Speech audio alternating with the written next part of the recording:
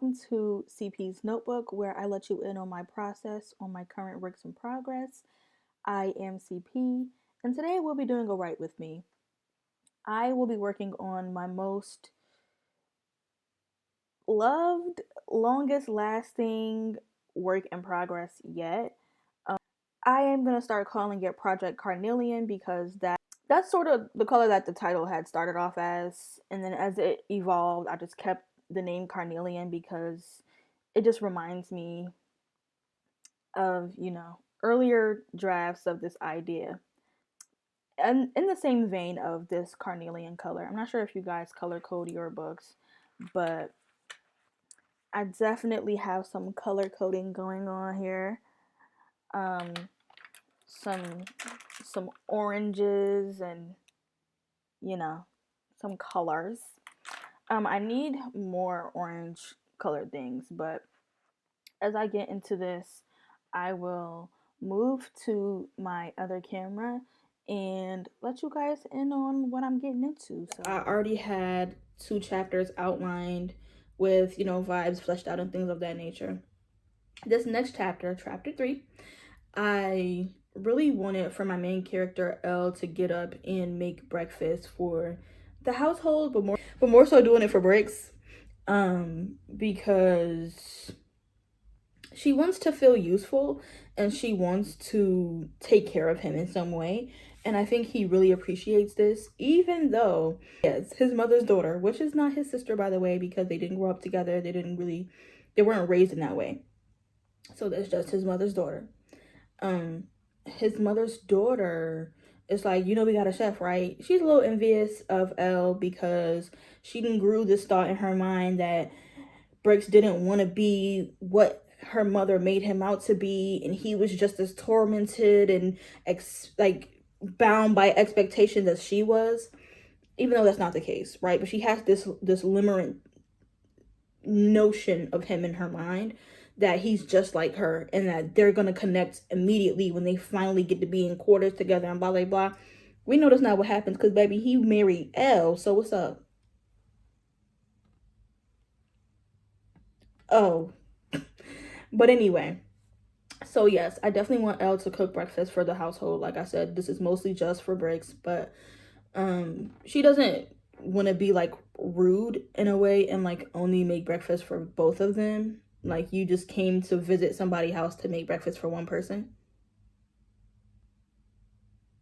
So, she's a respectful young gal. She's gonna make breakfast for everyone.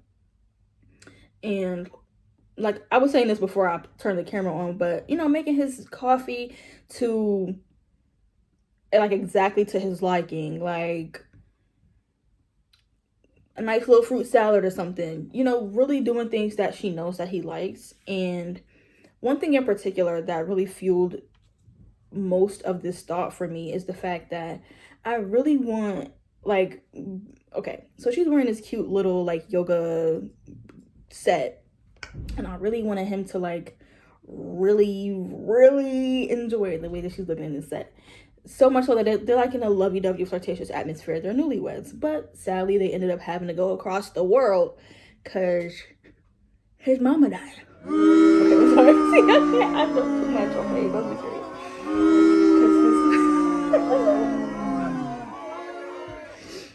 serious. So that obviously means in some way, shape, or form, in a more subconscious way, but me as the writer, I obviously know this is sort of how this is going to end up playing out. It's sort of like they have their honeymoon in Italy with his family because of everything that's going on.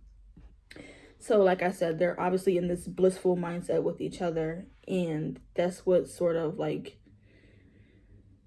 plays on the fact that Stella, who is his mother's daughter, is very envious of Elle. She's very like, you have it all.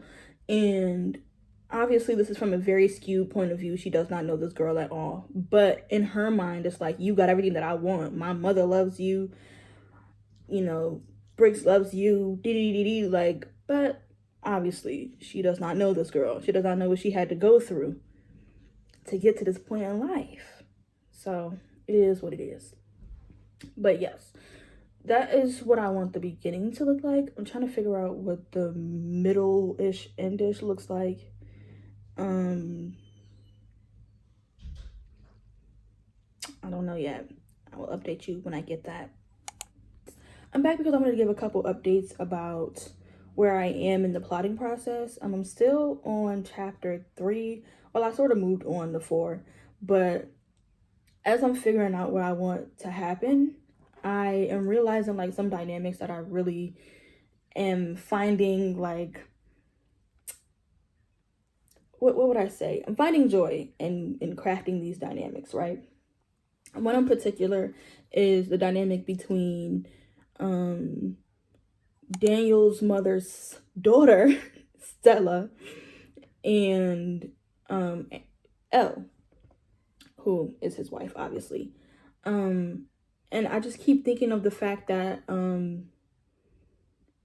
obviously right now in the earlier stages of the book, or not earlier stages, but earlier chapters of the book, Stella has this disdain for Elle because she wants what she has, without really realizing the fact that she can create what she wants for herself.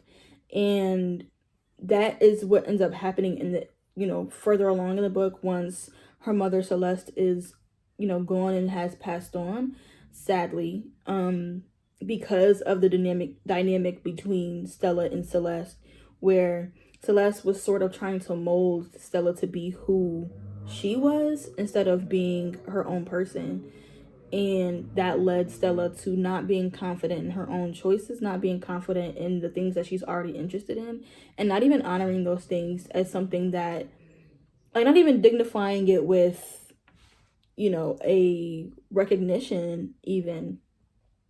That's just something that I was thinking about when I was trying to get the inspirational materials together, adding more pictures to my Pinterest board and really just getting in my mind, like, what is this vibe? What does this mean?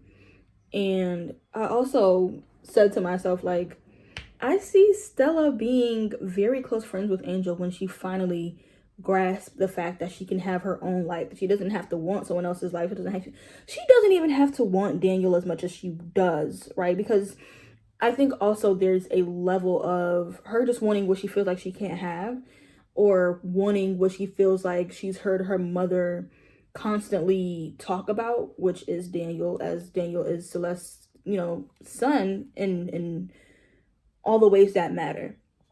And so she's heard her talk about this man for so long. It's like, oh, he must be like me. And it's like, no, baby, y'all have different lives and you want different things. And there's nothing wrong with that. You will find love outside of this man who's already married,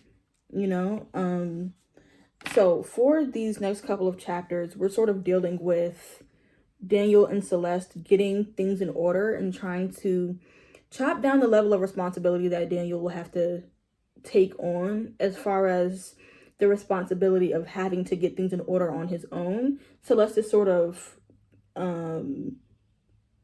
fostering him through this process of moving all of her responsibilities over to him, sort of acting as a liaison to him taking on these new jobs, roles, responsibilities, right? We'll just say he's in the family business. If you know, you know.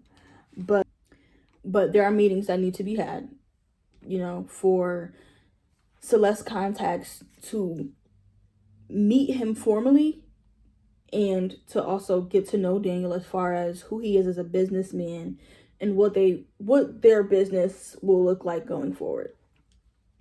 So that's what I'm getting into for chapter 4. I'm not sure what I want to call it yet, but that's pretty much what we're focusing on. I also didn't even update you guys back on what I wanted to happen for the end of chapter 3. So after Elle makes breakfast for everyone in the household, they sit at the table. Her and Daniel are lovey-dovey, and Stella obviously has a problem with this because it's like, do y'all need a room? Like, I need to stop doing all of that. And Celeste is like, stop. Like, they're newlyweds. Let them have their time. And then, she agrees to having this wedding party at her estate because she's obviously passing very soon, and Daniel does want her to be able to see him and Angel get married in some way, shape, or fashion. And after that, she also brings up the fact that they have to make arrangements for these meetings that come up in chapter 4. I'm thinking dinner at the end of the chapter 4, and then that'll bring us into chapter 5, which I'm not completely clear on yet. So let me get back to writing and I'll keep you guys updated.